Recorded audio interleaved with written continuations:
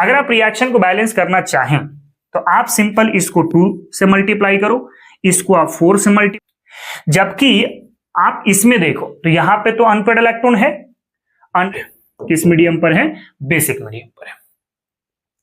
इसके बाद मैं लिखा आई ऑक्साना फिर से न्यू सॉन्ग सुनाएगी -2 पे। अब सिंपल इस रिएक्शन को बैलेंस कर दो, कहानी खत्म हो जाएगा। ऑक्सीडेशन स्टेट हो गया +7, चार्ज आपका कम होंगे। इसके बाद स्टेप नंबर 4 पे आपको क्या करना होगा, दिख रहा है तो 5 मॉलिक्यूल ऑफ वाटर यहां पर ऐड कर दो, आपका रिएक्शन जो कि ऑरेंज कलर का होगा। कैसा होगा, ऑरेंज कलर का, -2 में। ठीक है, तो ये है आपका पोटेशियम डाइक्रोमेट इक्विलिब्रियम। और एक बात याद रखना, इफेक्टिव होगा, क्या होगा, मोर इफेक्टिव होगा। क्यों, C double bond O and O, उसके बाद हो गया Pb, इसका होल्ट वाइज।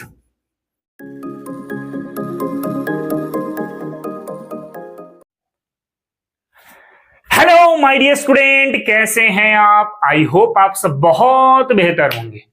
बच्चों, हम लोग डी ब्लॉक एलिमेंट्स में टोटल 3 लेक्चर को कंप्लीट कर चुके हैं, जिसमें हमने आपको लास्ट लेक्चर पर डी ब्लॉक मेटल्स के तमाम प्रॉपर्टीज के बारे में चर्चा करा दिया था। आज हम लोग डिस्कस करेंगे डी ब्लॉक एलिमेंट्स के कुछ इंपॉर्टेंट कंपाउंड्स के बारे में, जिसमें एक होगा पोटेशियम परमैंगनेट और दूसरा होगा पोटेशियम डाइक्रोमेट। तो चलो बिना देर किए हुए आज के इस लेक्चर की शुरुआत करते हैं। और सबसे पहले हम लोग समझते हैं पोटेशियम परमैंगनेट के बारे में। पोटेशियम परमैंगनेट का फॉर्मूला क्या होता है, KMnO4। क्या होता है, KMnO4। सबसे पहले KMnO4 बनाए कैसे जाएंगे, तो बनाने का 2 तरीका होता है। पहला तरीका है लैब मेथड और दूसरा तरीका होगा कॉमर्शियल मेथड। सबसे पहले हम लोग लैब मेथड को देखें तो लैब मेथड से बनाने का तरीका है, सबसे पहले हम लोग Mn+2 लेकर के आते हैं। दिस इज मैंगनीज +2 आयन कह सकते हैं, और इसकी ऑक्सीडेशन करा देंगे by the help of peroxo disulphate के साथ। पेरोक्सो डाइसल्फेट, इसको मार्शल्स आयन भी कह सकते हैं हम लोग, या फिर पेरोक्सो डाइसल्फेट भी कह सकते हैं। ये पेरोक्सो डाइसल्फेट Mn+2 को ऑक्सीडाइज करेगा और ऑक्सीडाइज करके इसको कन्वर्ट कर देगा MnO4- में। देखो पहले इसमें ऑक्सीजन था नहीं, अब ऑक्सीजन आ गया है, दैट मीन्स इसकी ऑक्सीडेशन हो चुकी है, तो इसकी क्या हो जाएगी, फिर रिडक्शन हो जाएगी। तो ये रिडक्शन करके पहुंच जाएगा SO4-2 में। ठीक है, रिएक्शन को बैलेंस करने के लिए मैं यहाँ पे H2O का इस्तेमाल कर रहा हूं और यहाँ पे मैं H+ का इस्तेमाल कर रहा हूं। अब रिएक्शन में बैलेंस करके लिख देता हूं, यहां से यहाँ पे 2 ले लो, यहां पे ले लो बाबू 5, यहां पे हो जाएगा आपके पास 8, यहां पर हो जाएगा 2, यहां पर हो जाएगा 10 और यहां पर हो जाएगा 16। ठीक है, तो ये रिएक्शन आपका बैलेंस हो जाएगा। इस तरीके से हम लोग परमैंगनेट आयन का फॉर्मेशन करें लैब में। कहां पे, लैब में। ठीक है ना, तो करना कुछ नहीं है, आपको पेरोक्सो डाइसल्फेट का इस्तेमाल करके Mn+2 को ऑक्सीडाइज करा देना है। ये इसको ऑक्सीडाइज करेगा और कन्वर्ट कर देगा MnO4- में, जिसको परमैंगनेट आयन हम लोग कहते हैं। ठीक है, दूसरा जो मेथड है कॉमर्शियल मेथड। कॉमर्शियल मेथड हम लोग 2 स्टेप में डिस्कस करते हैं। कॉमर्शियल मेथड से हम लोग प्रिपरेशन कराने के लिए एक ओर का प्रयोग करेंगे, ओर, और इस ओर का नाम होगा पायरुलुसाइट। क्या नाम होगा, पायरुलुसाइट नाम होगा। पायरुलुसाइट का फॉर्मूला क्या होता है, MnO2 होता है। क्या होता है, MnO2। ये 2 स्टेप में काम करेगा। सबसे पहले स्टेप की मैं बात करूं तो पहले स्टेप में क्या होगा कि हम लोग लेके आएंगे pyrolusite, that is MnO2। This is a pyrolusite. Pyrolusite, अच्छा, इसकी कलर होती है ब्लैक। कैसी होती है, ब्लैक होती है। और इसको हम लोग फ्यूज्ड करा देंगे mixture of potassium hydroxide plus oxygen के साथ। इसको आपस में लेके चलेंगे और इसके साथ फ्यूज करा देंगे। जैसे आप इसको आपस में फ्यूज कराओगे ना, क्या कराओगे, फ्यूज कराओगे, तो ये कन्वर्ट हो जाएगा, ये कन्वर्ट हो जाएगा K2MnO4, K2MnO4 में, और साथ में बना देगा यहां पे H2O। ये जो K2MnO4 है, इसको हम लोग पोटेशियम मैंगनेट कहते हैं। क्या बोलते हैं, पोटेशियम मैंगनेट, मैंगनेट, जिसकी कलर कैसी होती है, तो डार्क ग्रीन कलर की होती है। ये कैसी होती है, डार्क ग्रीन कलर की। अगर आप रिएक्शन को बैलेंस करना चाहें तो आप सिंपल इसको 2 से मल्टीप्लाई करो, इसको आप 4 से मल्टीप्लाई करो, इसको आप 2 से मल्टीप्लाई करो, इसको भी आप 2 से मल्टीप्लाई करो। ठीक है, तो सबसे पहला स्टेप में पाइरोलुसाइड को फ्यूजन मिक्सर से पास करना है। ये जो मिक्सचर है ना, इस मिक्सचर को फ्यूजन मिक्सचर नाम देते हैं। क्या नाम देते हैं, फ्यूजन मिक्सचर नाम देते हैं। अच्छा, एक बात जरा ध्यान से सुन लेना, फ्यूजन मिक्सचर में पोटेशियम हाइड्रोक्साइड कंपलसरी नहीं है। आप पोटेशियम हाइड्रोक्साइड के जगह पे सोडियम हाइड्रोक्साइड का भी इस्तेमाल करोगे, तब भी उस मिक्सचर को नाम क्या देंगे, फ्यूजन मिक्सचर नाम देंगे। मतलब फ्यूजन मिक्सचर हम लोग सिंपल कहते हैं, कोई भी अल्कली एंड ऑक्सीजन, या कोई भी बेस प्लस ऑक्सीजन, या कोई भी अल्कलाइन प्लस ऑक्सीजन को हम लोग क्या बोलेंगे, फ्यूजन मिक्सचर बोलेंगे। ठीक है, तो पहला स्टेप आपको समझ में आ गया होगा कि पाइरोलुसाइड को फ्यूजन मिक्सचर से पास किए और इसको फ्यूज करा दिए। फ्यूज कराने के बाद ये किसमें कन्वर्ट हो गया, पोटेशियम मैंगनेट में, जिसकी कलर कैसी होगी, डार्क ग्रीन होगी। कैसी होगी, डार्क ग्रीन। पहले स्टेप के बाद हम लोग देखेंगे second step, step number 2। Step number 2 में क्या करना है, ये जो आपके पास पोटेशियम मैंगनेट है ना, इसके डिस्प्रपोर्शनेशन हो जाएगी। क्या हो जाएगी, डिस्प्रपोर्शनेशन। मैं लिख देता हूं यहां पे, disproportionation, disproportionate of K2MnO4 in acidic और न्यूट्रल मीडियम, और न्यूट्रल मीडियम। ठीक है, तो इसकी डिस्प्रपोर्शनेशन होगी। मतलब अच्छा, ये जो K2MnO4 है, मैं इस पोटेशियम को हटा दूं तो आप इसको आयन के फॉर्म में क्या लिखोगे, MnO4-2। This is manganate ion. Potassium हटा करके आप चाहो तो आयंस के फॉर्म में लिख सकते हो, कोई इससे दिक्कत नहीं होने वाला है। अब सिंपल इसकी डिस्प्रपोर्शनेशन होगी।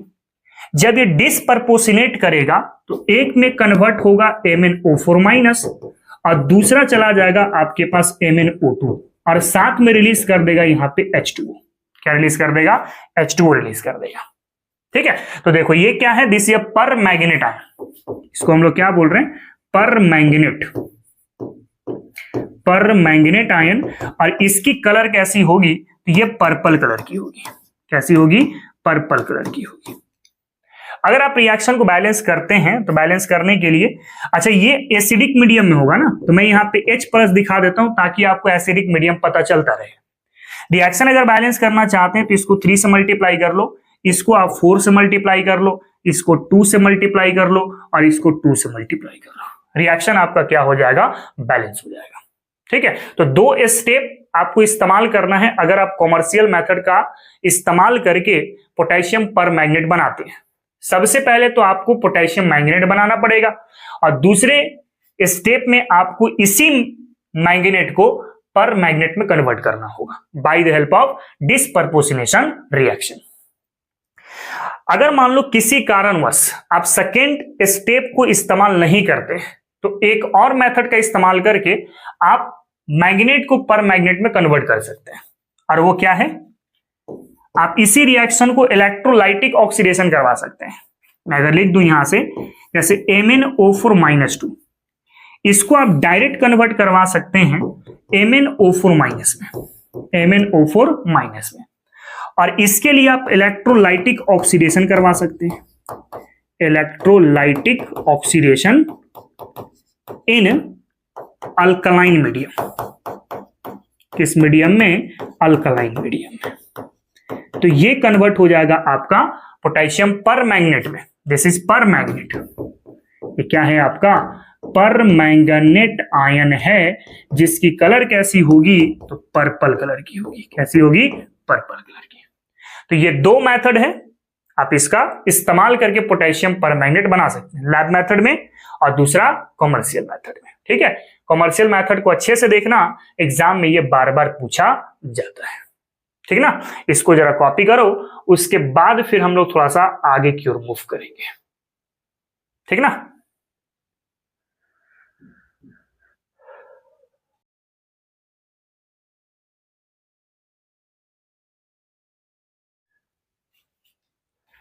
चलो आगे बढ़ते हैं। तो नेक्स्ट है हमारे पास स्ट्रक्चर ऑफ मैग्नेट एंड पर मैग्नेट आयन। अच्छा, एक बार मैं आपको लास्ट वाला पार्ट को फिर से रिकॉल करा देता हूं कि बनाने का तरीका आपने क्या रखा था। तो समराइजेशन आप ऐसे याद रखना, ठीक है। हमारे पास सर एक पायरोलुसाइड था MnO2, इसको हमने पास किया था फ्यूजन मिक्सचर से। किससे पास किया था? फ्यूजन मिक्सचर से पास किया था। और फ्यूजन मिक्सचर से पास करने के बाद ये मैंगनीट आयन में कन्वर्ट हुआ था, दैट इज MnO4-2, जिसको आप क्या बोलते हैं? मैंगनीट आयन, और जिसकी कलर कैसी थी? डार्क ग्रीन थी। ये कैसी थी? डार्क ग्रीन थी। बाद में जब आप इसकी एसिडिक ऑक्सीडेशन एसिडिक हाइड्रोलाइसिस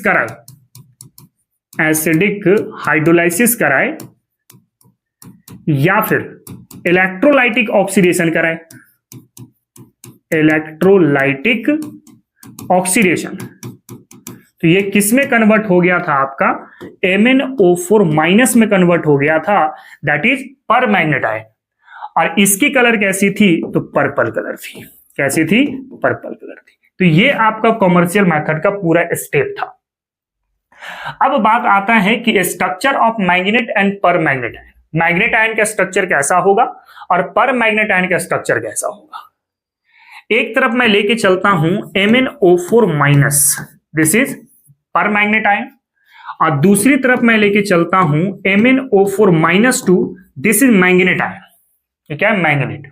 ठीक है, तो कैसे स्ट्रक्चर बनाओगे? पहले सेंटर में आप मैग्नीज रख दो, टेट्राहेड्रली स्ट्रक्चर बनती है इसकी, तो कुछ ऐसा बना दो आप। कितने ऑक्सीजन है आपके पास? 4, तो सारे बॉन्ड के साथ ऑक्सीजन लगा दो। कितना नेगेटिव है? 1, तो एक ऑक्सीजन में नेगेटिव लगाओ, जो बच गया वहां पे लगा दो डबल बॉन्ड। ये स्ट्रक्चर आपका पर मैग्नेट आयन का हो चुका है। सिमिलरली मैग्नेट का अगर आप देखते हैं तो सेंटर में रख दो पहले मैग्नीज, टेट्राहेड्रली आप बॉन्ड लगा लो पहले, ऐसा। बताओ, ऑक्सीजन 4 है तो सारे बॉन्ड के साथ ऑक्सीजन होगा। कितने नेगेटिव चार्ज है? 2, तो एक ऑक्सीजन पे यहां नेगेटिव दो, एक ऑक्सीजन पे यहां नेगेटिव दो, जहां बच गया नेगेटिव देने के लिए वहां लगा दो डबल बॉन्ड। स्ट्रक्चर आपका रेडी हो जाएगा। अगर मान लो कि पोटेशियम आपको कनेक्ट करना है, पोटेशियम अगर मान लो कनेक्ट करना है, तो कहां पे पोटेशियम कनेक्ट होगा? यहां पे पोटेशियम कनेक्ट होगा, क्योंकि नेगेटिव यहां पर है। यहां पे अगर मान लो पोटेशियम कनेक्ट करना है तो कहां पे कनेक्ट करोगे? एक यहां पे और एक यहां पे। ठीक है, एक यहां पे पोटेशियम जाएगा और एक यहां पे पोटेशियम जाएगा। तो अगर आयंस के फॉर्म में बनाना है तो पोटेशियम साइड कर दो, और अगर पोटेशियम के साथ में बनाना है तो पोटेशियम को लगा दो। क्लियर? अच्छा, एक चीज ध्यान देना कि यहां पे जितनी भी बॉन्ड है ना, ये जितनी भी आपके पास बॉन्ड दिख रहे हैं, दिस इज p-pi-d-pi बॉन्ड। कौन से बॉन्ड है? p-pi-d-pi बॉन्ड है। यहां भी और यहां भी, यहां भी p-pi-d-pi है और यहां पर भी क्या है? p-pi-d-pi बॉन्ड है। सब बॉन्ड p-pi-d-pi है। इसके बाद अगर इस मैग्नीज की मैं ऑक्सीडेशन स्टेट बात करता हूं, तो इस मैग्नीज की स्टेट कितनी है? तो यहां पे +7 है। और +7 कहने का मतलब है कि कॉन्फ़िगरेशन देखें तो आर्गन क्या होगा? 3d0 और साथ में 4s0 होगा। यहां पे इसका ऑक्सीडेशन स्टेट देखोगे तो +6 है, यानी कॉन्फ़िगरेशन करेंगे तो यहां पे होगा आर्गन, ये हो जाएगा 3d1 और यहां पे हो जाएगा सर 4s0। अगर मैं बात करूं कलर की, तो यहां पे डी में कोई अनपेयर्ड इलेक्ट्रॉन तो नहीं है, तो आमतौर पे कलरलेस होना चाहिए, लेकिन नहीं होगा। हमने लास्ट क्लास में बताया था एक और चीज, चार्ज ट्रांसफर स्पेक्ट्रा, कि पोटेशियम पर मैग्नेट एक ऐसा कंपाउंड है जहां पर अनपेयर्ड इलेक्ट्रॉन उसके सेंट्रल मेटल पे नहीं होते, बावजूद इसके वो कलर होता है due to charge transfer spectra and the process called ligand to metal charge transfer. ये बातें लास्ट लेक्चर में डिस्कस करा दी हमने। तो यहां पे जो कलर है ना, ये कलर होंगे बेसिकली, और कलर वो भी कैसा? तो पर्पल कलर होगा। और क्यों होगा? रीजन क्या है? Due to charge transfer spectra, charge transfer spectra, transfer spectra, ये रीजन की वजह से ये कलर शो करेगा। जबकि आप इसमें देखो तो यहां पे तो अनपेयर्ड इलेक्ट्रॉन है, अनपेयर्ड इलेक्ट्रॉन है तो ये कलर शो करेगा, और क्यों कलर होगा? Due to d d transition. किस वजह से? डीडी ट्रांजिशन की वजह से। लास्ट क्लास में डीडी ट्रांजिशन भी पढ़ा रखा हूं और चार्ज ट्रांसफर स्पेक्ट्रा भी मैं पढ़ा रखा हूं। इसके बाद अगर मैं मैग्नेटिक बिहेवियर के ऊपर कमेंट करूं तो यहां पे देखो कोई भी अनपेयर्ड इलेक्ट्रॉन नहीं है। अनपेयर्ड इलेक्ट्रॉन है क्या? नहीं। तो अगर अनपेयर्ड इलेक्ट्रॉन नहीं है तो ये कैसा बिहेव करेगा? डायामैग्नेटिक की तरह बिहेव करेगा, डायामैग्नेटिक की तरह। जबकि यहां पर अनपेयर्ड इलेक्ट्रॉन है तो ये कैसा बिहेव करेगा? पैरामैग्नेटिक के जैसा, पैरामैग्नेटिक के जैसा। क्यों? Due to presence of unpaired electron, due to presence of unpaired electron. ठीक है, तो कुछ इस तरीके से स्ट्रक्चर और कुछ प्रॉपर्टीज आपको मैंने बताया। इसको कॉपी करो, उसके बाद फिर कुछ और प्रॉपर्टीज है, इसके बारे में हम लोग चर्चा करेंगे। ठीक है,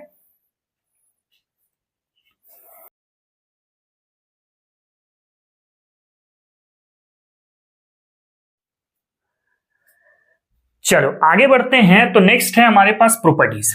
देखो, अगर हम लोग पोटेशियम पर मैग्नेट को हिट करते हैं, दैट इज KMnO4, पोटेशियम पर मैग्नेट, कलर कैसा है? पर्पल। कैसा है? पर्पल।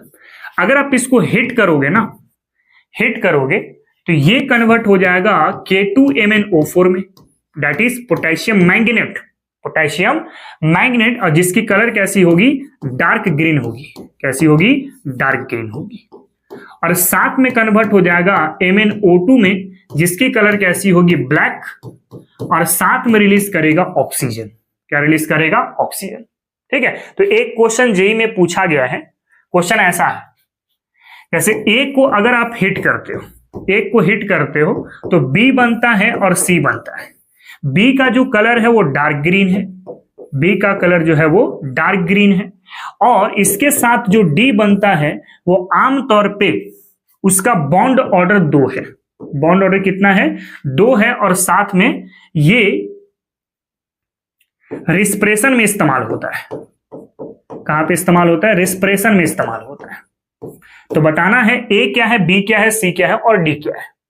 आप देखो इस वाले रिएक्शन, ए जिसकी कलर है पर्पल, हिट किया आपने, डार्क ग्रीन कलर का पोटेशियम मैग्नेट बना, और साथ में ऑक्सीजन रिलीज किया। ऑक्सीजन की बॉन्ड ऑर्डर कितनी होती है? 2 होती है, और ऑक्सीजन का इस्तेमाल हम लोग रेस्पिरेशन में करते हैं।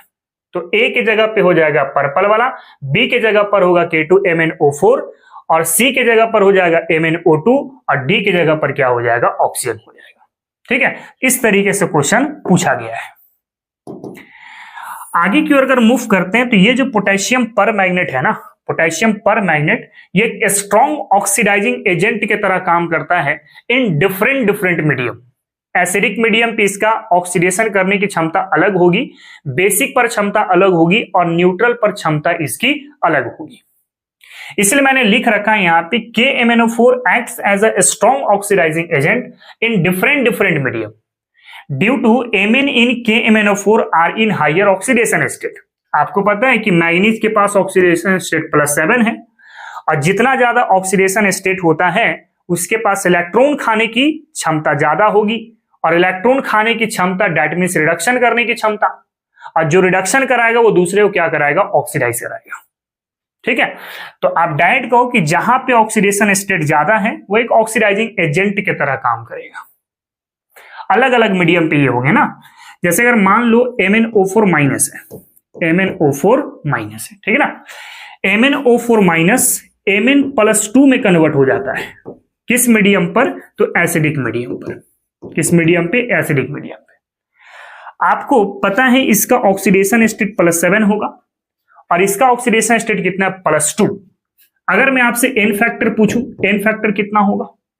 तो पहले था +7 चार्ज या ऑक्सीडेशन स्टेट, बाद में कितना हो गया? +2। कितने का डिफरेंस आया? 5 का डिफरेंस आया, यानी एन फैक्टर कितना हो जाएगा? 5 हो जाएगा। इक्विवेलेंट मास पर क्या कमेंट करना चाहते हैं? तो इसका मॉलिक्यूलर मास को मान लो m, और एन फैक्टर हो गया आपके पास 5। ये एसिडिक मीडियम की कहानी हो गई। बेसिक मीडियम पे अगर आप बात करो तो MnO4 minus basic medium basic medium पर यह कन्वर्ट हो जाता है MnO4-2, दैट इज मैंगनीट आयन। ये क्या है? मैंगनीट आयन। इसकी ऑक्सीडेशन स्टेट है +7 और इसकी ऑक्सीडेशन स्टेट है +6। कितने का डिफरेंस आया बता तो जरा। पहले +7 था, बाद में +6 हो गया, 1 का डिफरेंस आया। दैट मीन्स n फैक्टर कितना मिला? तो 1 मिला। इक्विवेलेंट मास कितना हो जाएगा यहां से? तो m/1 हो जाएगा। भाई एटॉमिक और molecular mass by n factor को ही ना इक्विवेलेंट मास कहते हो। तो इसके मास को अगर मैं m कह लेता हूं, n फैक्टर 1 आया है, तो इक्विवेलेंट मास क्या होगा? m/1 होगा। उसके बाद अगर मैं बात करूं MnO4- की, न्यूट्रल मीडियम पे अगर बात करें, न्यूट्रल मीडियम पर, तो न्यूट्रल मीडियम में ये कन्वर्ट होता है MnO2 में। किसमें? MnO2 में।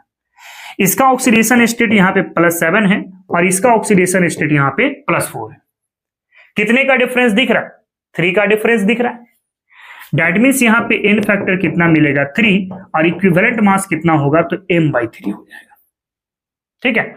अगर ऑक्सीडाइजिंग पावर की मैं बात करता हूं, तो किस मीडियम पे ज्यादा अच्छा ऑक्सीडाइजिंग काम करेगा? जितना ज्यादा n फैक्टर है ना, उतना अच्छा ऑक्सीडाइजिंग बिहेवियर है।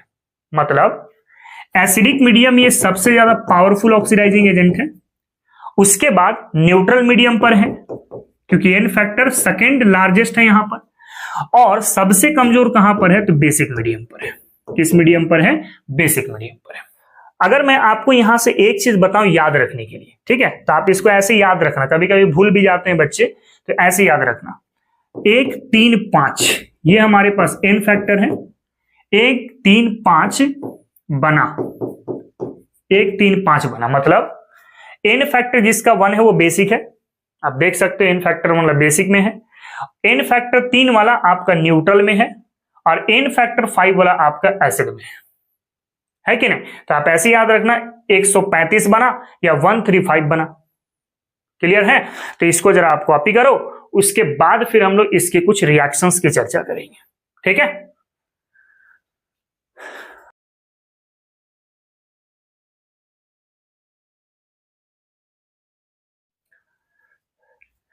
चलो आगे बढ़ते हैं। तो हम लोग को डिस्कस करना है ऑक्सीडेशन इन एसिडिक मीडियम। देखो अभी मैंने एक बात बताया आपको, एसिडिक मीडियम पर MnO4- किस में कन्वर्ट हो जाता है? Mn+2 में कन्वर्ट हो जाता है। किस मीडियम पर? एसिडिक मीडियम पर। और ये किसी किसी कंपाउंड को ऑक्सीडाइज करेगा। तो किसको किसको ऑक्सीडाइज करेगा और ऑक्सीडाइज करके ये कहां पे पहुंचाएगा, ये भी आपको माइंड में रखना पड़ेगा। जैसे ये I- को ऑक्सीडाइज करके I2 में कन्वर्ट कर देगा।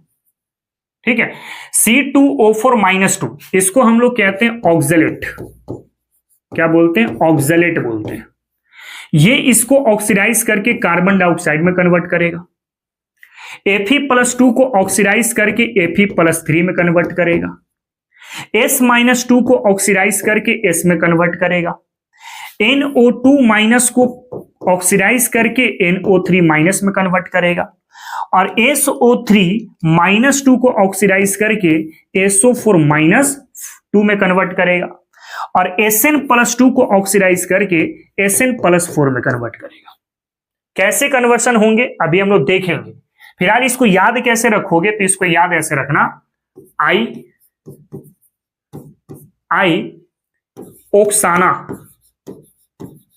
I ओक्साना फिर से न्यू सॉन्ग सुनाएगी।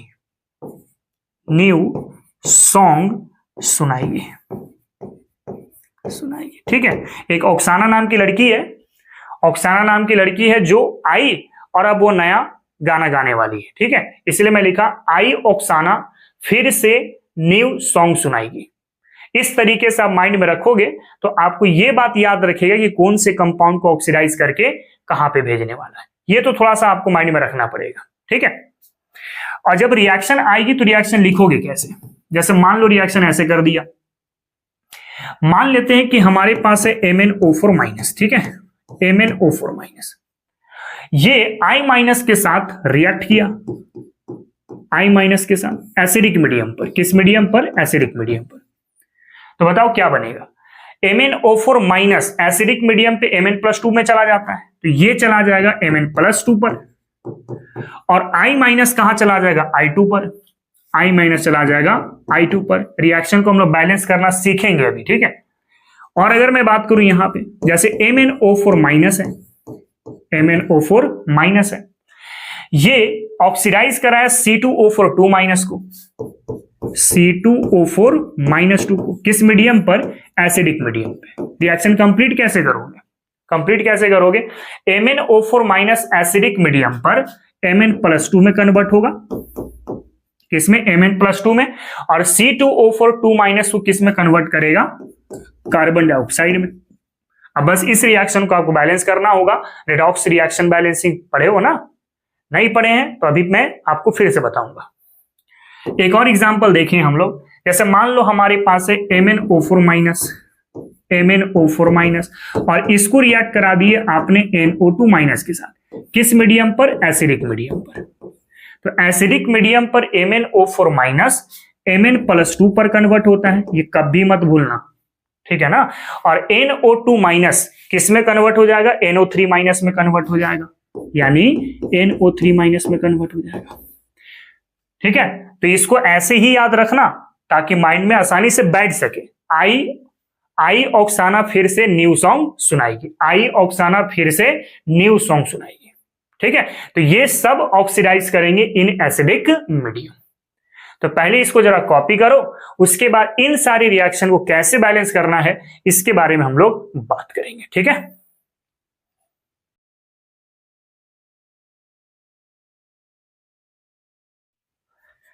चलो बढ़ते हैं आगे। तो हम लोग लेते हैं balancing, balancing in acidic medium, balancing in acidic medium. Redox reaction की बैलेंसिंग करनी है जो आपने क्लास 11th में पढ़ रखा है। अगर भूल गए हो तो एक बार मैं फिर से सिखा देता हूं, उसी आधार पे सारे रिएक्शन को बैलेंस करना है, ठीक है। आपको कुछ स्टेप फॉलो करना होगा, जैसे step number 1, balance in factor by cross multiply with each other, by cross multiply with each other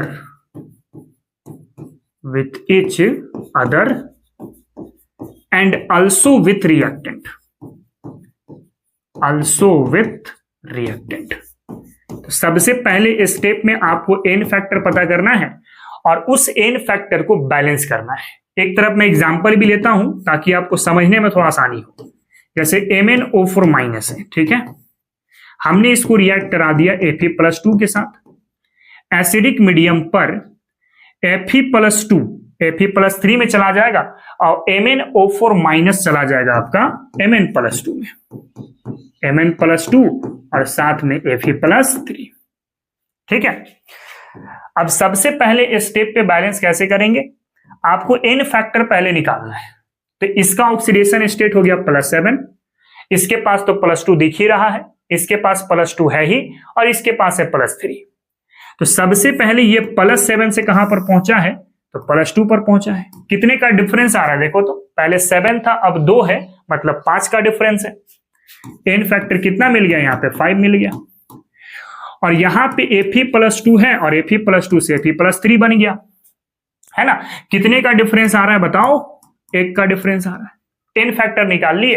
अब एन फैक्टर को बैलेंस करो by cross multiply with each other. कहने का मतलब इस 5 को इसके साथ मल्टीप्लाई कर दो और इस 1 को इसके साथ मल्टीप्लाई कर दो, और जिसके साथ मल्टीप्लाई किए हो ना उसको सिर्फ रिएक्टेंट में मल्टीप्लाई करना, प्रोडक्ट में नहीं, सिर्फ रिएक्टेंट में, है ना। यहां पे 1 से मल्टीप्लाई हुआ है तो सिर्फ रिएक्टेंट में मल्टीप्लाई करेंगे। उसी बात को लिखा गया यहां से कि balance in factor by cross multiply with each other and also with reactant only, सिर्फ रिएक्टेंट। ये पहले स्टेप पे ये काम करना है। स्टेप नंबर 2 पे अब क्या काम करोगे, बैलेंस एलिमेंट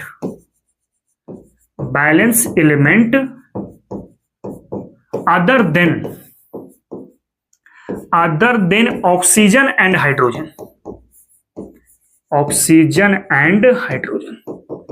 एलिमेंट को बैलेंस करो लेकिन ऑक्सीजन हाइड्रोजन को छेड़छाड़ नहीं करना है। जैसे मैग्नीज 1 है, इधर मैग्नीज 1 है, मैग्नीज बैलेंस हो गया, ऑक्सीजन को भी छूछा नहीं करना है। ठीक है, आगे बढ़ो। आयरन है आपके पास 5, तो यहां पे आयरन कितना होगा 5, आयरन बैलेंस हो गया। इसके बाद स्टेप नंबर 3 पे जाना है। स्टेप नंबर 3 पे क्या करोगे, balance oxygen, balance oxygen by addition of water, by addition of water on less oxygen side, less oxygen side. आपको ऑक्सीजन को बैलेंस करने के लिए पानी ऐड करना है और पानी उधर ऐड करेंगे जिधर ऑक्सीजन की संख्या सबसे कम होगी। जैसे इधर ऑक्सीजन कितना है 4, इधर ऑक्सीजन कितना है 1 भी नहीं, तो पानी किधर ऐड होगा जिधर ऑक्सीजन सबसे कम है। इधर तो ऑक्सीजन है लेकिन इधर ऑक्सीजन नहीं है, कितना कम है 4, तो 4 मॉलिक्यूल ऑफ वाटर को ऐड कर दो। ठीक है, ऑक्सीजन बैलेंस हो गया। इसके बाद स्टेप नंबर 4 पे आप क्या करोगे, स्टेप नंबर 4 पे balance, balance hydrogen, hydrogen by addition of H plus, by addition of H plus on less hydrogen side, less hydrogen side. अब हाइड्रोजन को बैलेंस करना है और हाइड्रोजन किधर जोड़ेंगे, H प्लस के फॉर्म में जिधर हाइड्रोजन की संख्या सबसे कम होगी। इधर हाइड्रोजन 1 भी नहीं है, इधर हाइड्रोजन कितना है 8, इधर सबसे कम हाइड्रोजन है, जितना कम है उतना H प्लस ऐड कर दो, आपका रिएक्शन बैलेंस हो जाएगा। ठीक है, इसी के जैसा एक और क्वेश्चन देख लेते हैं हम लोग। जैसे मान लेते हैं कि हमारे पास है MnO4 माइनस, ठीक ना, इसको आपने रिएक्ट करा दिया I माइनस के साथ। कॉन्सेप्ट क्या है बताओ, I माइनस ऑक्सीडाइज करके I2 में कन्वर्ट होगा और MnO4 माइनस रिड्यूस करके Mn+2 पे जाएगा। कहां पे जाएगा, Mn+2 पे। अब सिंपल इस रिएक्शन को बैलेंस कर दो, कहानी खत्म हो जाएगा। ऑक्सीडेशन स्टेट हो गया +7, यहां ऑक्सीडेशन स्टेट +2, तो बाबू ये +7 से पहुंच चुका है +2 पर। कितने का डिफरेंस है, 5 का डिफरेंस है, n फैक्टर 5 हो गया।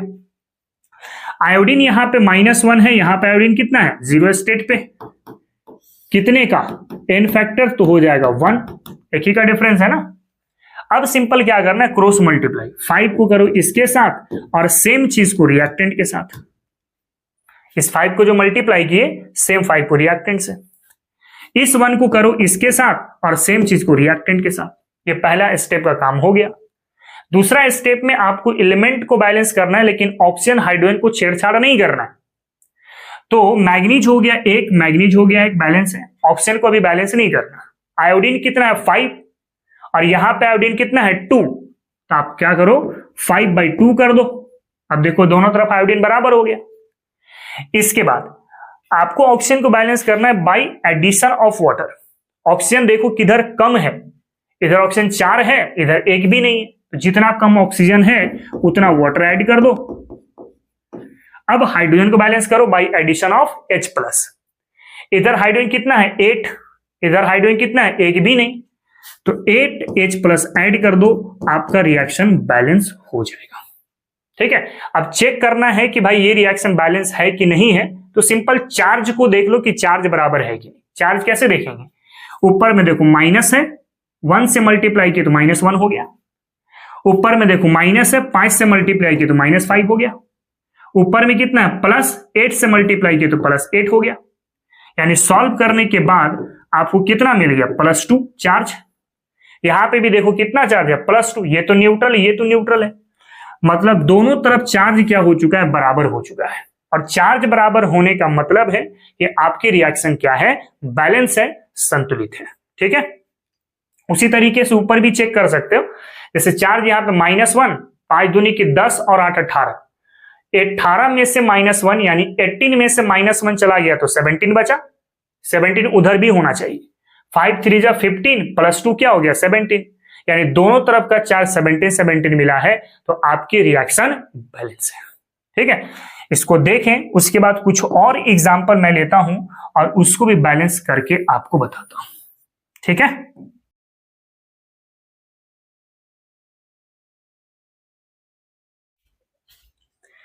चलो आगे बढ़ते हैं। तो मैं यहां पे कुछ और एग्जांपल करवा देता हूं। जैसे आपके पास है मान लो MnO4-, ठीक ना।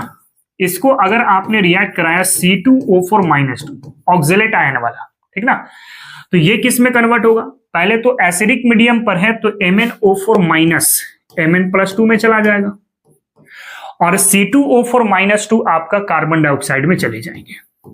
अब सिंपल रिएक्शन को बैलेंस करना है। तो ये हो गया सर +7 और ये हो गया +2। कितने का डिफरेंस? ये डिफरेंस हो गया 5 का, मतलब n फैक्टर कितने मिल जाएंगे? 5 मिल जाएंगे। कार्बन का स्टेट क्या है, कैसे निकालेंगे? 2x - 8 = -2। दैट मीन्स x बराबर कितना मिल जाएगा? +3 मिल जाएगा। यानी कार्बन का स्टेट है +3 और यहां पे कार्बन का स्टेट कितना है? तो +4 है। यानी +3 से आप पहुंच चुके हैं +4 पर। कितने का डिफरेंस आ रहा है? 1 का डिफरेंस आ रहा है। बट यहां पे ध्यान से सुनना, ये जो आपने +3 लिखा है ये 1 कार्बन का लिखा है। कितने का? 1 कार्बन का। या फिर ये जो आपका डिफरेंस मिला है ये सिर्फ 1 कार्बन का डिफरेंस मिला है ना। अब 1 कार्बन का डिफरेंस अगर 1 है तो 2 कार्बन का डिफरेंस कितना होगा? 2 होगा, यानी 2 से मल्टीप्लाई करना होगा। ये पहले पकड़ना, सुनना अच्छे से। ये जो +3 स्टेट निकाले हो, यहां से x का वैल्यू निकाले होंगे ना। आप देख लो 2x - 8 = -2 लाए होंगे एंड 2x = +6 और x बराबर +3। और x बराबर +3 कहने का मतलब क्या है? 1 कार्बन, क्योंकि 2 कार्बन के लिए आपने 2x माना हुआ था। तो ये जो आपका डिफरेंस आया है ये कितने कार्बन के लिए आया है? 1 कार्बन के लिए आया है। तो 1 कार्बन का डिफरेंस अगर 1 है तो 2 कार्बन का डिफरेंस कितना होगा? 2 होगा। पहले इतना सोच के चलोगे तभी जाकर के आप इसको बैलेंस कर पाओगे, ठीक ना। अब डायरेक्ट सेम प्रोसेस को इस्तेमाल करो। अब सारे एलिमेंट को बैलेंस करने से पहले n फैक्टर को बैलेंस करो। इस 2 को मल्टीप्लाई कर दो इसके साथ और इस 5 को मल्टीप्लाई कर दो इसके साथ। 2 से मल्टीप्लाई किए हो तो सिर्फ रिएक्टेंट में मल्टीप्लाई करो, यहां 5 से मल्टीप्लाई किए हो तो सिर्फ रिएक्टेंट में मल्टीप्लाई करो, ठीक है। आगे बढ़ते हैं। एलिमेंट बैलेंस करें, 2 मैग्नीज है, यहां भी 2 मैग्नीज हो जाएगा। ऑक्सीजन के साथ छेड़छाड़ नहीं करना अभी। 5 दूनी की 10 कार्बन है तो यहां पे 10 कार्बन कर लो। ऑक्सीजन के साथ छेड़छाड़ नहीं करना। अब ऑक्सीजन को छेड़छाड़ करना है तीसरे स्टेप पर। 4 दूनी की 8 और 5 का 20, 28 ऑक्सीजन इधर है और इधर कितना ऑक्सीजन है? 10 × 20, यानी 8 कम दिख रहा है। 8 कम दिख रहा है तो उतना पानी ऐड कर दो, 8 मॉलिक्यूल ऑफ H2O। यहां पे हाइड्रोजन कितना है? 8 × 16 और इधर हाइड्रोजन एक भी नहीं है, मतलब इधर 16H+ ऐड करना पड़ेगा। अब आपकी रिएक्शन क्या हो जाएगी? बैलेंस हो जाएगी। चेक अगर करना हो तो सिंपल आप चार्ज को देख लो। -1 को 2 से मल्टीप्लाई करें -2, -2 को 5 से मल्टीप्लाई करें -10, प्लस को 16 से मल्टीप्लाई करेंगे +16। सॉल्व करिए कितना मिल जाएगा? +4 मिल जाएगा। क्या इधर भी चार्ज +4 है? देख सकते हो कितना चार्ज है? +4। मतलब रिएक्शन आपका क्या है? बैलेंस है। सिमिलरली एक एग्जांपल और करके देख लो।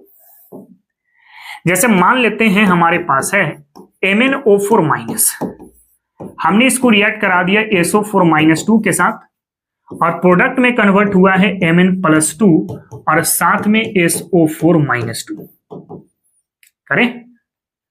सबसे पहले इसका ऑक्सीडेशन स्टेट +7, ये कितना है? +2। कितने का डिफरेंस आया? 5 का डिफरेंस आया। 5 का डिफरेंस आया। यहां पे सल्फर कितना? 3 × 6 - 2 हो जाएगा, यानी x - 6 = -2, तो x बराबर हो जाएगा बाबू +4। सल्फर का +4 स्टेज है और यहां पे सल्फर का स्टेट क्या है? +6 है। कितने का डिफरेंस आ चुका है? ये डिफरेंस आ चुका है 2 का, ठीक। अब 5 और 2 को बैलेंस करो, मतलब इस 2 को मल्टीप्लाई कर दो इसके साथ और सेम 2 को रिएक्टेंट के साथ। इस 5 को मल्टीप्लाई कर दो इसके साथ और सेम 5 को इसके साथ। अब सारे एलिमेंट को जरा बैलेंस करें। मैग्नीज हो गया 2 तो यहां पे मैग्नीज 2 होगा। सल्फर हो गया यहां पे 5 तो यहां पे सल्फर 5 होगा। अब ऑक्सीजन को बैलेंस करो। 4 × 2 = 8 एंड 5 × 3 = 15। कितना हो गया 23 ऑक्सीजन, इधर कितना है 5 4 जा 20, यानी कि कितना हो जाएगा ऑक्सीजन, इधर देखो तो 4 2 जा 8 एंड 5 3 जा 15, कितना हो जाएगा 23।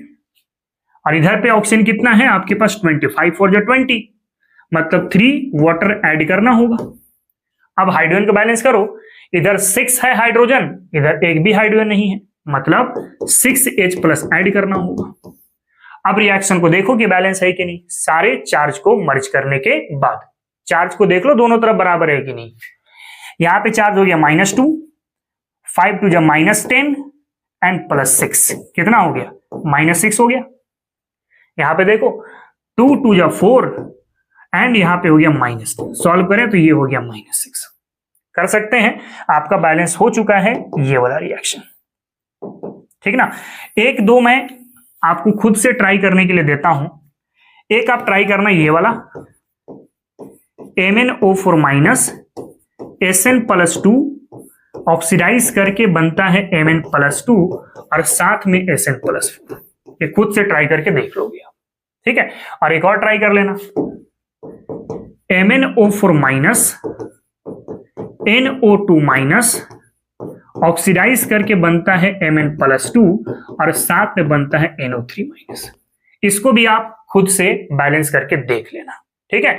इसको पहले कॉपी करो, उसके बाद बेसिक और न्यूट्रल मीडियम के बारे में हम लोग समझेंगे, ठीक है।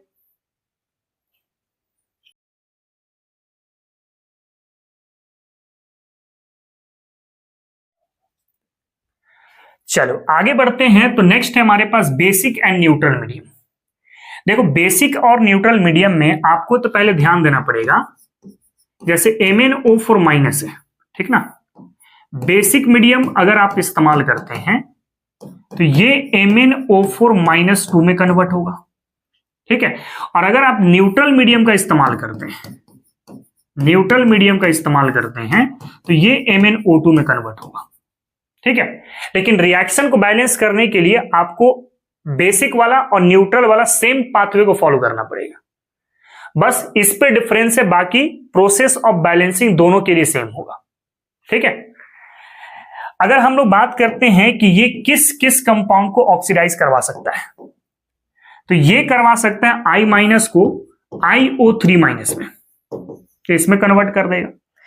H2O3 2- को कन्वर्ट कर देगा SO4- में, और Mn+2 को कन्वर्ट कर देगा MnO2 में। अब इसको याद कैसे रख सकते हो, तो इसको कह देना I, S2O3- को कह देना सास, इसको कह देना मनीषा, आई सास मनीषा। आई सास मनीषा जो है आपका बेसिक और न्यूट्रल मीडियम पे बैलेंसिंग शो करेंगे, ठीक ना। मतलब अगर आप रिएक्शन देखते हैं तो आप कैसे लिखोगे, जैसे मान लो MnO4- है, ठीक है। आपके पास यहां पे दिया गया I- और कह दिया है कि आपको बेसिक मीडियम पे बैलेंस करना है, किस मीडियम पर, बेसिक मीडियम पे। तो बेसिक मीडियम पे MnO4- किस में कन्वर्ट हो रहा है, MnO4 में, MnO4 में, और I- किस में कन्वर्ट होगा, ये होगा IO3- में, ठीक है। अब बस इसको बैलेंस करना होगा। उसी तरीके से जैसे मान लो MnO4- है, ठीक ना, आप इसको H2O3- के साथ रिएक्ट कराते हैं और कह रहे हैं कि आप इसको न्यूट्रल मीडियम पे रिएक्ट करो, किस पे, न्यूट्रल मीडियम पे। तो क्या करना होगा, MnO4- न्यूट्रल मीडियम पे MnO2 में जाता है, MnO2 में जाता है, और H2O3 2- किस में जाता है, SO4- में जाता है, SO4- में जाता है, ठीक है। उसी तरीके से अगर मान लो MnO4- है और यहां पे Mn+2 है, और मैं बोल रहा हूं कि इस रिएक्शन को आपको बेसिक मीडियम पे लिखना है, कैसे लिखोगे, MnO4- बेसिक मीडियम पे किस में कन्वर्ट होगा, तो MnO4- में कन्वर्ट होगा, और Mn+2 किस में कन्वर्ट हो जाएगा, तो MnO2 में कन्वर्ट हो जाएगा, ठीक है। आप देख सकते हो यहां से। अब इस रिएक्शन को अगर आप बैलेंस करना चाहते हो तो आपको क्या स्टेप फॉलो करना पड़ेगा। सबसे पहला स्टेप नंबर 1, ठीक है, similar to acidic medium, similar to acidic medium. पहला स्टेप आपको वैसे ही फॉलो करना है जैसे आपने एसिडिक मीडियम पे किया था। मतलब सबसे पहले एन फैक्टर निकालेंगे, फिर एन फैक्टर को क्या करेंगे, क्रॉस मल्टीप्लाई करके बैलेंस करेंगे और सेम वैल्यू को रिएक्टेंट में सिर्फ मल्टीप्लाई करेंगे। यही आप एसिडिक मीडियम में कर रहे थे। स्टेप नंबर 2 पे क्या करना है, सेम काम करना है, similar to acidic medium. Acidic medium के जैसा ही यहां पे भी काम करना है, मतलब एलिमेंट को बैलेंस करना है, ऑक्सीजन और हाइड्रोजन को छेड़छाड़ नहीं करना है।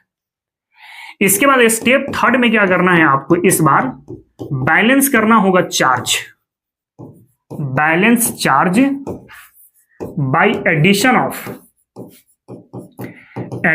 Of OH minus on less charge side, less charge side. Acidic medium में ऑक्सीजन बैलेंस करते थे, यहां पे चार्ज बैलेंस करना है और चार्ज को बैलेंस करने के लिए आपको OH माइनस ऐड करना होगा और उधर OH माइनस ऐड करेंगे जिधर चार्ज आपका कम होंगे। इसके बाद स्टेप नंबर 4 पे आपको क्या करना होगा, balance oxygen, balance oxygen by addition of water on less oxygen side, less oxygen side. ठीक है, तो एसिडिक मीडियम से बस 3rd और 4th पॉइंट थोड़ा सा डिफरेंस होगा, बाकी सब कुछ क्या होंगे, सेम होंगे। हाइड्रोजन को नहीं देखना, हाइड्रोजन ऑटोमेटिक बैलेंस हो जाएगा। पहले इसको जरा कॉपी करो, फिर इनमें से कुछ एग्जांपल लेकर के इसके बैलेंसिंग को सीख लेते हैं। ठीक है,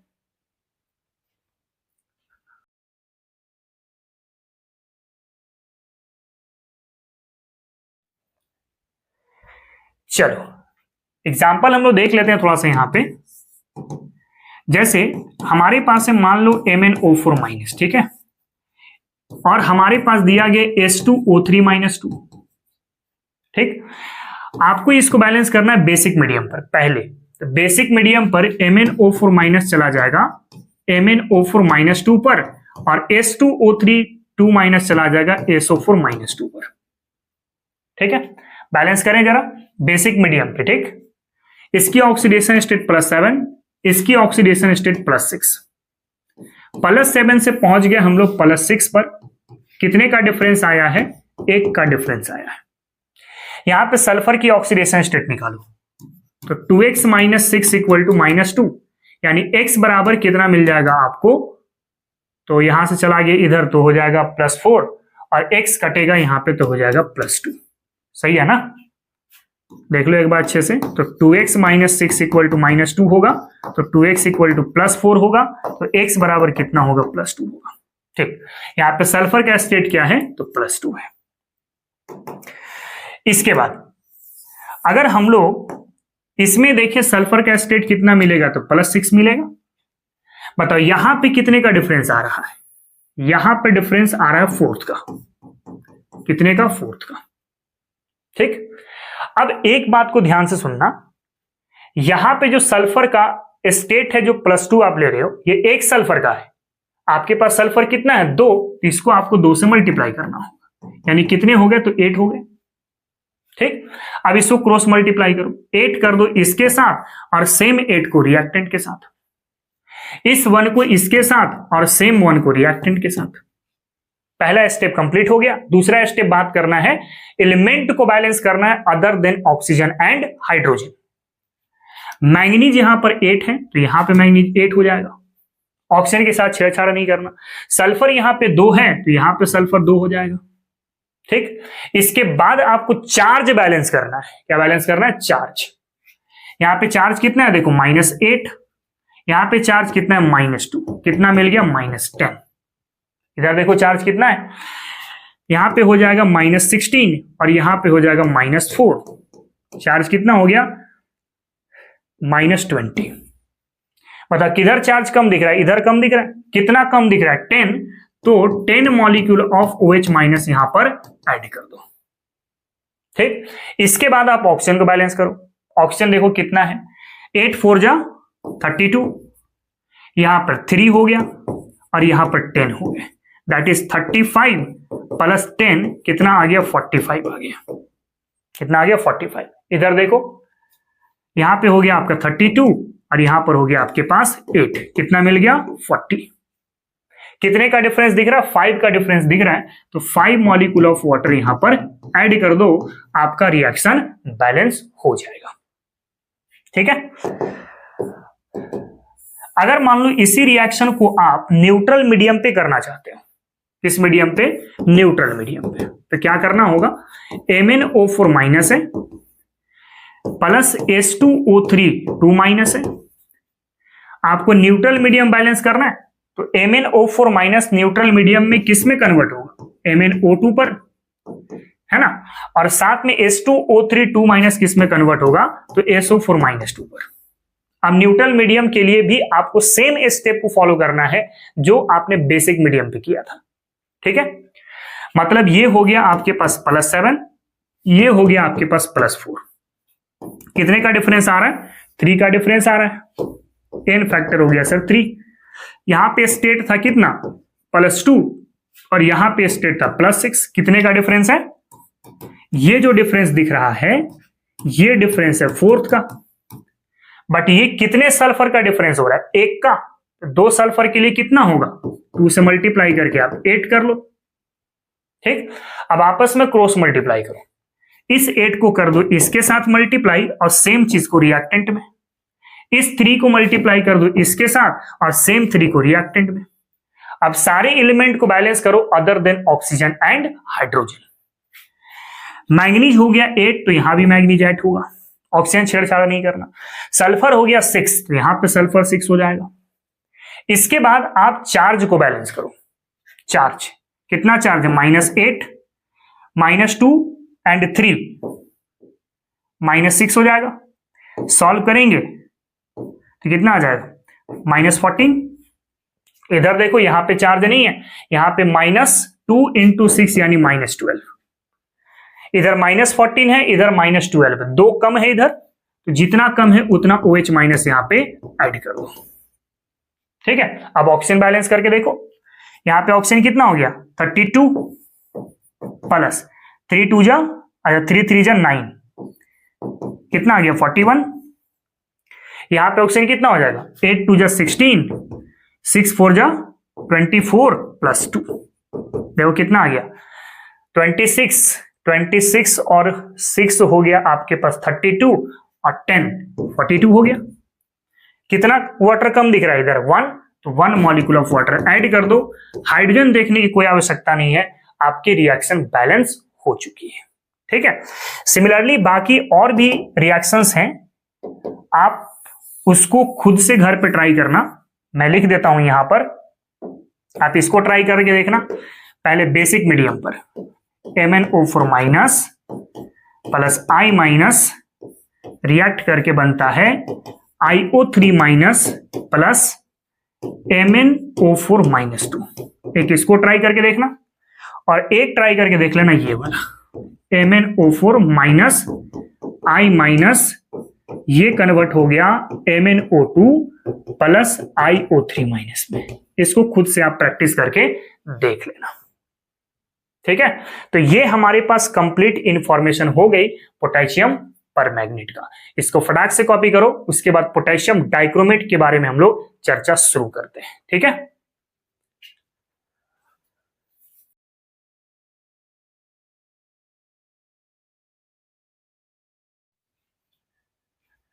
चलो नेक्स्ट हम लोग को डिस्कस करना है पोटेशियम डाइक्रोमेट K2Cr2O7। सबसे पहले इसका मेथड ऑफ प्रिपरेशन देखें, तो इसको बनाने के लिए हम लोग एक ओर्स का इस्तेमाल करेंगे। उस ओर का नाम क्या होगा, क्रोमाइट ओर। ओर का नाम क्या है, क्रोमाइट ओर नाम है। और फॉर्मूला क्या होगा, फॉर्मूला होगा FeCr2O4। This is chromite ore. ठीक है, अब क्रोमाइट ओर से पोटेशियम डाइक्रोमेट कैसे बनेगा, सबसे पहला स्टेप पे आपको क्या करना है, स्टेप नंबर 1, आपको इस क्रोमाइट ओर को FeCr2O4, this is chromite ore, chromite ore. ठीक है, इस क्रोमाइट ओर को सबसे पहले फ्यूजन मिक्सचर के साथ फ्यूज करना है। फ्यूजन मिक्सचर यहां पे इस्तेमाल करना होगा Na2CO3 plus oxygen. This is also a fusion mixture. Fusion mixture, मैंने लास्ट कंपाउंड पे ये बात बोला था कि अल्कली कोई भी हो, ऑक्सीजन के साथ मिक्सचर होगा तो उसको हम क्या बोलेंगे? फ्यूजन मिक्सचर बोलेंगे। जैसे आप इसको आपस में मिक्स करोगे ना, तो यहां पे सोडियम क्रोमेट का फॉर्मेशन होगा, दैट इज Na2CrO4। इसको हम लोग कहते हैं sodium chromate. Sodium chromate, chromate जो येलो कलर का होता है। कैसा होता है? येलो कलर का, ठीक ना। और साथ में यहां पर रिलीज करेगा Fe2O3 और बनाएगा हमारे पास H2O, CO2, सॉरी, क्या बनाएगा? CO2। आप चाहे तो रिएक्शन को बैलेंस कर सकते हैं, यहां पे 4 ले लो, यहां पे 8 ले लो, यहां पे 7 ले लो, ठीक है। यहां पे 8 कर लो, यहां पे 2 कर लो और यहां पर 8 कर लो, आपका रिएक्शन बैलेंस हो चुका है। तो सबसे पहले स्टेप में क्या किया आपने? क्रोमाइट ओर को फ्यूजन मिक्सर के साथ फ्यूज कराया, तो सोडियम क्रोमेट बना जिसकी कलर कैसी है? येलो कलर है। ये पहले स्टेप पे काम हुई है। स्टेप नंबर 2 पे आपको क्या करना है? स्टेप नंबर 2 पे आपको करना है एसिडिक हाइड्रोलाइसिस। एसिडिक हाइड्रोलाइसिस, ठीक है। एसिडिक हाइड्रोलाइसिस करना है किसका? सोडियम क्रोमेट का। तो सोडियम क्रोमेट को अगर एसिडिक हाइड्रोलाइसिस कराओगे तो सोडियम डाइक्रोमेट में कन्वर्ट हो जाएगा। ये मतलब ऐसा, जैसे Na2CrO4 है, दिस इज सोडियम क्रोमेट। ये क्या है? आपका क्रोमेट है जिसकी कलर कैसी है? येलो है, ठीक ना। अगर आप इसका एसिडिक हाइड्रोलाइसिस कराते हैं, यानी H+ के प्रेजेंस में रिएक्शन कराते हैं, तो ये कन्वर्ट हो जाएगा Na2Cr2O7 में। This is sodium dichromate. Sodium dichromate जो कि ऑरेंज कलर का होगा। कैसा होगा? ऑरेंज कलर का। ये दूसरे स्टेप में काम होगी। इसके बाद अगर बात करते हैं थर्ड स्टेप की, तो थर्ड स्टेप में क्या करना होगा? स्टेप नंबर थर्ड पे आपको करना है reaction with KCl। Reaction with KCl, KCl के साथ रिएक्शन करा देना। किसका? सोडियम डाइक्रोमेट का। तो Na2Cr2O7, इसको अगर आप KCl के साथ रिएक्शन कराते हैं, 2 मॉलिक्यूल ऑफ KCl, तो सोडियम यहां से डिस्प्लेस हो जाएगा और पोटेशियम यहां पे आ जाएगा, प्रोडक्ट बना देगा यहां पे K2Cr2O7 और साथ में रिलीज करेगा 2 मॉलिक्यूल ऑफ NaCl, ठीक है। तो 3 स्टेप में रिएक्शन हो रही है। पहले स्टेप में क्रोमाइट ओर को फ्यूजन मिक्सचर के साथ फ्यूज किए तो सोडियम क्रोमेट बना। इस सोडियम क्रोमेट को एसिडिक हाइड्रोलाइसिस किए तो सोडियम डाइक्रोमेट बना जिसकी कलर कैसी है? ऑरेंज कलर है। और सोडियम डाइक्रोमेट को फर्दर KCl के साथ रिएक्शन करा दिए तो पोटेशियम डाइक्रोमेट बना। भाई पोटेशियम इसको रिप्लेस कर देगा और सोडियम बाहर निकल जाएगा। यह है पोटेशियम डाइक्रोमेट। पोटेशियम डाइक्रोमेट, और इसका भी कलर कैसा होगा? तो ये ऑरेंज कलर का होगा। कैसा होगा? ऑरेंज कलर का। यहां पे एक बात मैं आपको बताऊं, देखो एक तो यहां पे बना है हमारे पास सोडियम डाइक्रोमेट और एक बना है पोटेशियम डाइक्रोमेट। ये जो पोटेशियम डाइक्रोमेट है ना, ये लेस सॉल्युबल होता है। क्या होता है? लेस सॉल्युबल होता है in comparison to sodium dichromate. तो यहां पे एक पॉइंट मैं लिख देता हूं, this is less soluble, less soluble and crystallizes on cooling। जब इसको आप ठंडा करोगे ना तो इसको आप क्रिस्टल में कन्वर्ट कर सकते हो, ठीक है। ये लेस सॉल्युबल होता है, माइंड में रखना। तो पहले आप इसको कॉपी करो। हमने मेथड ऑफ प्रिपरेशन आपको सिखा दिया है किस तरीके से पोटेशियम डाइक्रोमेट बनेगा। 3 स्टेप में होंगे, ओर्स का नाम याद रखना है ना। पहले स्टेप में फ्यूजन मिक्सचर के साथ सोडियम क्रोमेट बनेगा, दूसरे स्टेप में आपके पास सोडियम डाइक्रोमेट कन्वर्ट होगा और तीसरे स्टेप में क्या बनेगा? पोटेशियम डाइक्रोमेट कन्वर्ट होगा, ठीक है। इसको जरा कॉपी करो, उसके बाद फिर हम लोग आगे की ओर मूव करते हैं, ठीक है।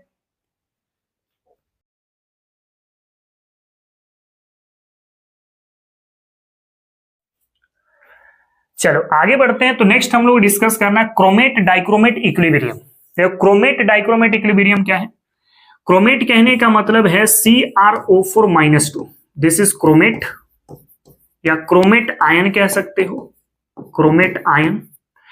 और dichromate that is Cr2O7-2, this is dichromate ion, dichromate ion. ठीक है, अब ये दोनों जो होते हैं ना एक दूसरे के साथ इक्विलिब्रियम स्टेबलाइज करता है। जब क्रोमेट आयन को एसिडिक हाइड्रोलाइसिस कराओगे, एसिडिक हाइड्रोलाइसिस कराओगे तो क्रोमेट डाइक्रोमेट बन जाएगा, और डाइक्रोमेट को बेसिक हाइड्रोलाइसिस कराओगे तो ये डाइक्रोमेट क्रोमेट बन जाएगा। मतलब ये यहां से यहां पहुंचेगा बाय एसिडिक हाइड्रोलाइसिस। किससे? एसिडिक हाइड्रोलाइसिस से।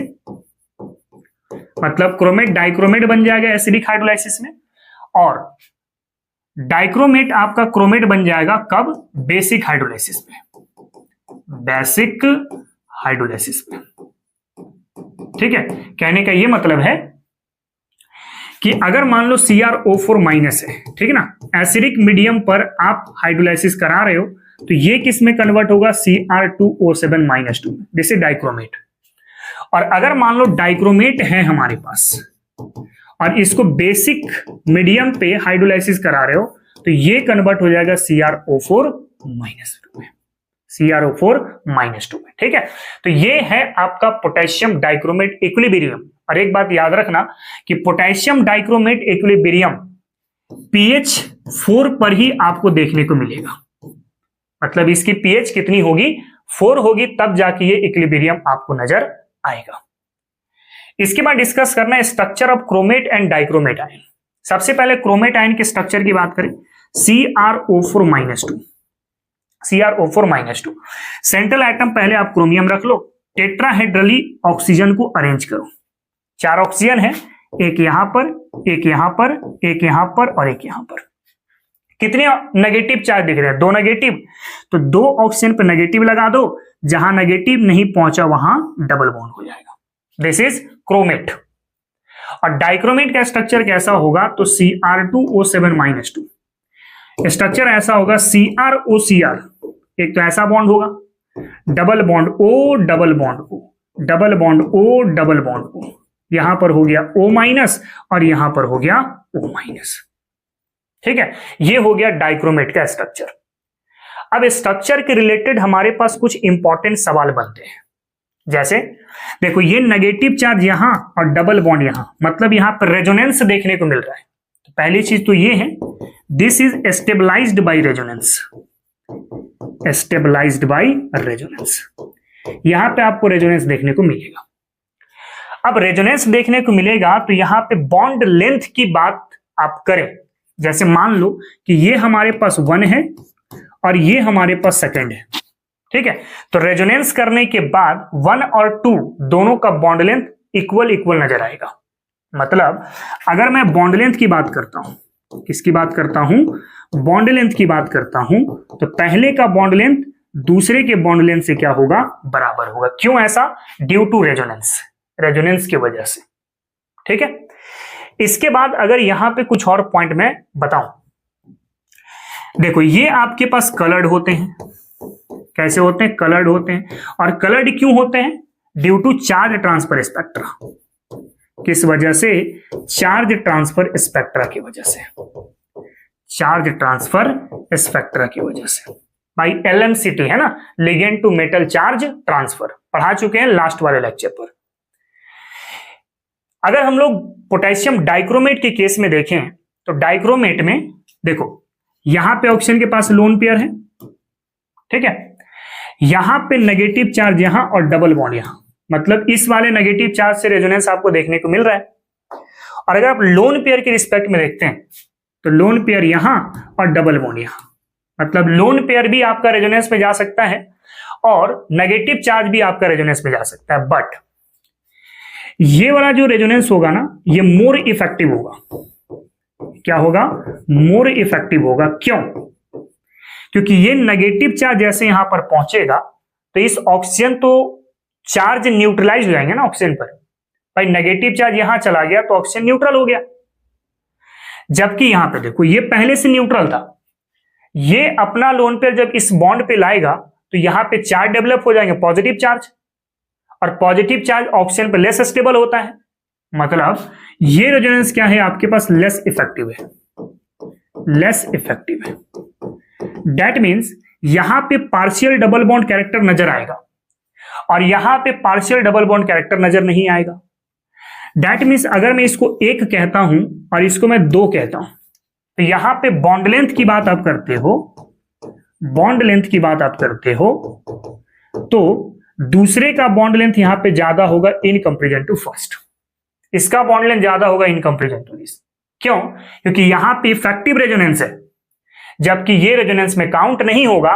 रेजोनेंस में काउंट नहीं होगा तो ये सिंगल बॉन्ड की तरह काम करेगा और यहां डबल बॉन्ड की तरह काम करेगा, और सिंगल बॉन्ड की लेंथ ज्यादा होती है in comparison to double bond.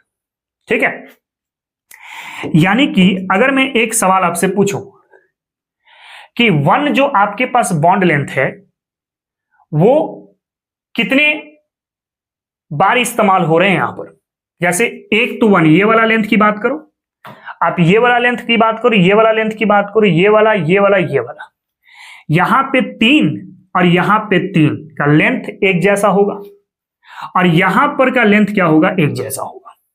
मतलब आपके पास फर्स्ट बॉन्ड लेंथ वाले CRO टोटल 6 सेम होंगे, कहां कहां, 1 2 3 4 5 6, ये सब का लेंथ एक जैसा होगा।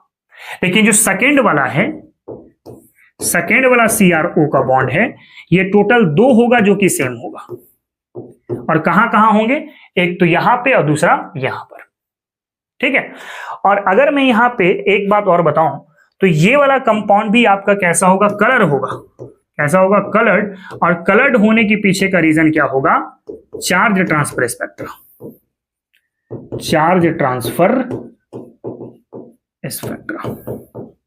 ठीक है, तो ये कुछ इंपॉर्टेंट प्रॉपर्टीज आपको मैंने बताया पोटेशियम डाइक्रोमेट में क्रोमेट और डाइक्रोमेट आयन का। इसको फटाक से कॉपी करो, उसके बाद फिर हम लोग आगे मूव करते हैं। ठीक है,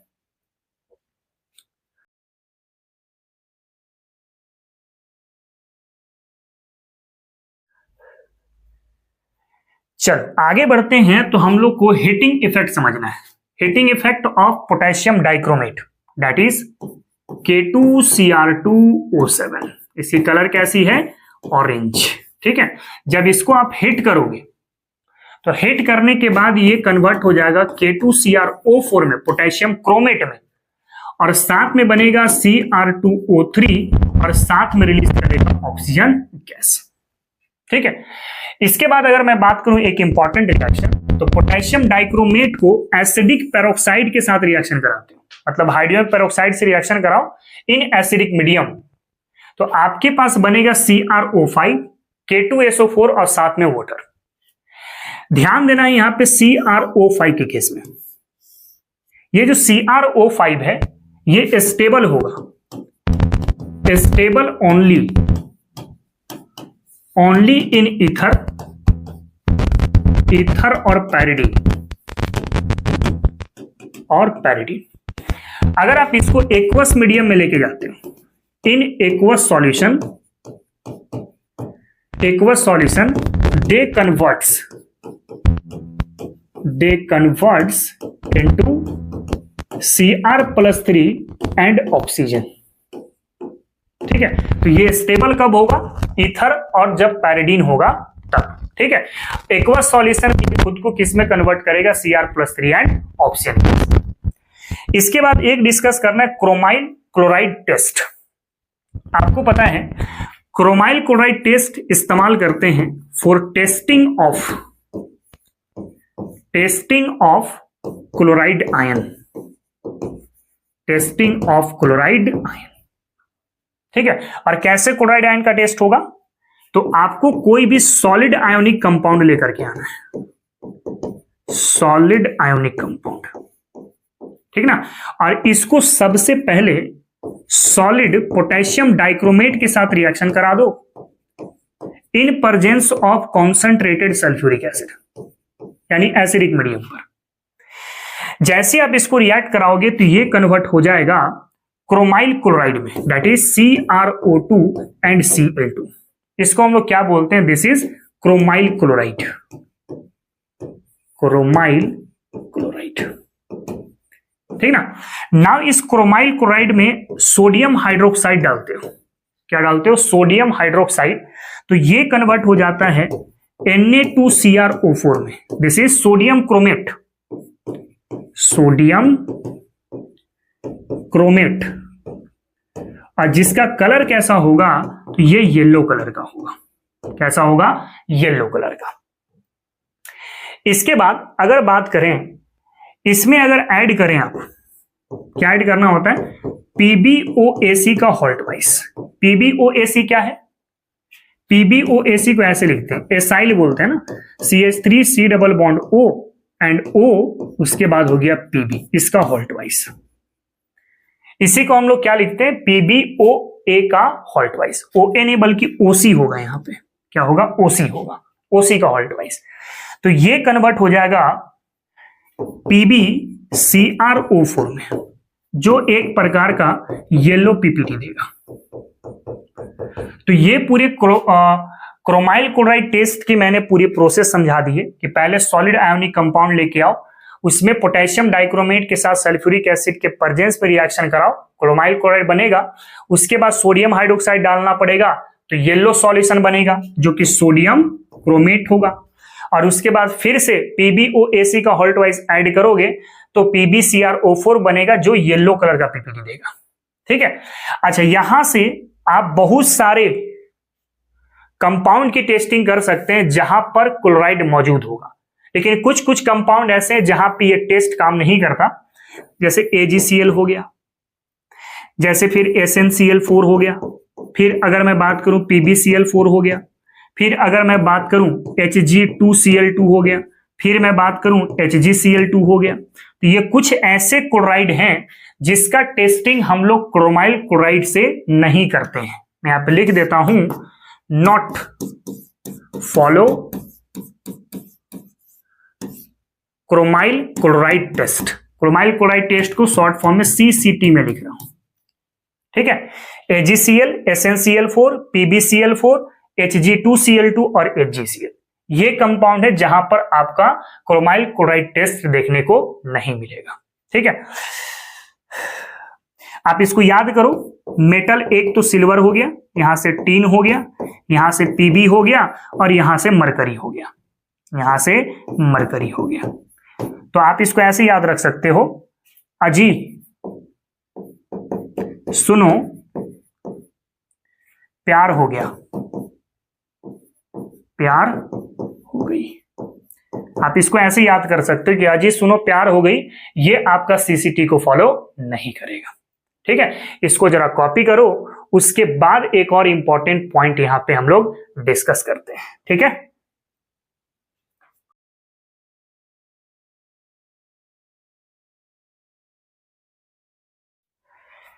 चलो आगे बढ़ते हैं। तो एक चीज आपको मैं बता दूं यहां से, K2Cr2O7 एक स्ट्रॉन्ग ऑक्सीडाइजिंग एजेंट होता है।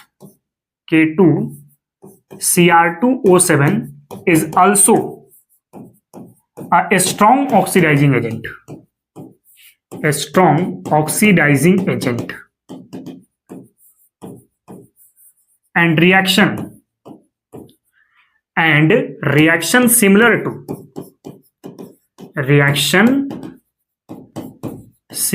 to KMnO4 in acidic medium, है ना। तो ये भी एक प्रकार का स्ट्रॉन्ग ऑक्सीडाइजिंग एजेंट है जो सारे रिएक्शन को फॉलो करेगा जो हमने पोटेशियम पर मैग्नेट में पढ़ा है, लेकिन एसिडिक मीडियम वाले। बस एक चीज को ध्यान देना यहाँ पे, जैसे Cr2O7-2 है, ठीक है, ये एसिडिक मीडियम पर, किस मीडियम पर? एसिडिक मीडियम पे Cr+3 में कन्वर्ट होगा। अगर आप बात करते हो बेसिक मीडियम की, तो बेसिक मीडियम पे यहां पे कोई रिएक्शन नहीं होगा। और अगर आप बात करते हैं न्यूट्रल मीडियम की, किस मीडियम की? न्यूट्रल मीडियम की, तो यहां पर भी क्या बनता है? Cr+3 बनता है। भाई इसका ऑक्सीडेशन स्टेट कितना मिल रहा है? कितना हो जाएगा यहाँ पे? 2x - 14 = -2, यानी x बराबर होगा +6 हो गया। ठीक है, तो +6 हो गया, तो इसका n फैक्टर कितना है, 3 है। कितने क्रोमियम का, ये +6 है, एक क्रोमियम का, तो 2 के लिए 2 से मल्टीप्लाई कर दो तो 6 हो जाएगा। मतलब इसका n फैक्टर कितना मिलेगा, तो 6 मिलेगा, है ना। और इक्विवेलेंट मास क्या होगा, तो molecular mass by n factor. मैं एक रिएक्शन करके दिखा देता हूं जो हम लोग पोटेशियम पर मैग्नेट के दौरान किए हुए। कौन सा रिएक्शन बात किए हम लोग, जैसे Cr2O7-2, ठीक है, इसको अगर मैं Fe+2 के साथ रिएक्शन कराऊं तो ये किस में कन्वर्ट होगा। अगर ये एसिडिक मीडियम पे हो रहा है तो Cr2O7-2 कन्वर्ट हो जाएगा Cr+3 पर, है ना, और Fe+2 किस में चला जाएगा, Fe+3 पर। जो एसिडिक मीडियम में बात की है ना, आई ऑक्साना फिर से न्यू सॉन्ग सुनाएगी, जो ट्रिक था वही सारे रिएक्शन यहां पे काम करेंगे, जैसे वहां पे था वैसे यहां पर होगा। बैलेंसिंग भी सेम तरीके से, यहां पे ऑक्सीडेशन स्टेट +6 है और यहां पे +3 है। कितने का डिफरेंस देखने को मिल रहा है, 3 का डिफरेंस देखने को मिल रहा है, ठीक है। अच्छा, ये जो 3 का डिफरेंस है ये एक क्रोमियम का है, तो 2 क्रोमियम का 2 से मल्टीप्लाई कर दो तो 6 हो जाएगा। यहां पे ये +2 से पहुंचे हैं +3 पर, डिफरेंस कितने का है, 1 का है ना। पहले क्रॉस मल्टीप्लाई करो, 6 को मल्टीप्लाई कर लो इसके साथ और सेम चीज को रिएक्टेंट से, इस 1 को मल्टीप्लाई कर लो इसके साथ और सेम चीज को रिएक्टेंट से। अब एलिमेंट को बैलेंस करो other than oxygen and hydrogen. यहां पे क्रोमियम 2 है तो यहां पे क्रोमियम 2 होगा, ऑक्सीजन के साथ छेड़छाड़ नहीं करना। आयरन 6 है तो यहां पे भी आयरन कितना होगा, 6 होगा। अब ऑक्सीजन चेक करो, इधर 7 ऑक्सीजन है तो 7H2O ऐड कर दो, 7H2O ऐड कर दो। और हाइड्रोजन के लिए इधर एक भी हाइड्रोजन नहीं है, इधर 14 हाइड्रोजन है तो 14H+ ऐड कर दो, आपका रिएक्शन बैलेंस हो जाएगा। सिमिलरली आप कुछ कुछ और प्रैक्टिस कर लेना खुद से, जैसे एग्जांपल मैं दे रहा हूं, आप ट्राई कर लेना Cr2O7-2, C2O4-2, ये कन्वर्ट होगा Cr+3 प्लस कार्बन डाइऑक्साइड में। एसिडिक मीडियम से बैलेंस कर लेना इसको।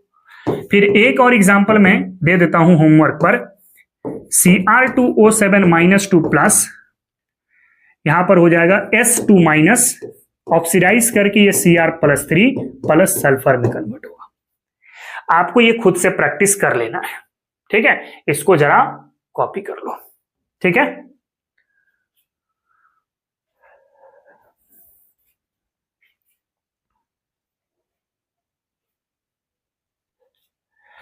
चलो, तो आज के लेक्चर को हम लोग यहीं पे खत्म करते हैं और मिलते हैं फिर हम लोग नेक्स्ट लेक्चर पर एक नए जोश के साथ, नए उमंग के साथ। आज के लिए इतना ही। जय हिंद, जय भारत और जय विज्ञान। बच्चों, अगर आपको लेक्चर पसंद आया है तो मेरे इस लेक्चर को लाइक करें, चैनल को सब्सक्राइब करें और इसे फ्रेंड तक भी शेयर करें ताकि उन्हें भी इसका फायदा मिल सके। और अगर कहीं टॉपिक में डाउट हुआ है तो आप बेशक हमसे कमेंट सेक्शन में क्वेश्चन पूछ सकते हैं। बाकी मिलते हैं फिर हम लोग नेक्स्ट लेक्चर पर। Thank you very much.